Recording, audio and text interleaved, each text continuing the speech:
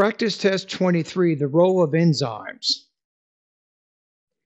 Today I want to talk about enzymes, which are proteins that speed up chemical reactions in living organisms.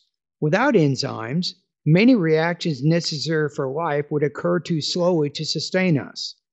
Enzymes work by lowering the activation energy of a reaction. This means they help molecules react faster without being used up themselves.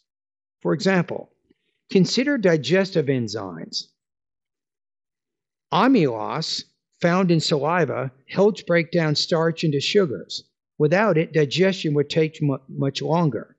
Another enzyme, lipase, breaks down fats into fatty acids and glycerol, which the body can use for energy.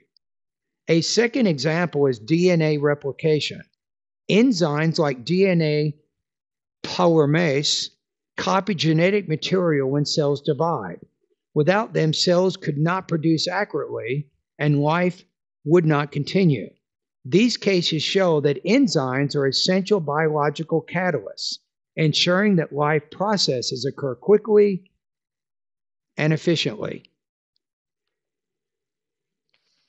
The professor explains enzymes. Using examples from the lecture, explain the concept and how the professor illustrates it.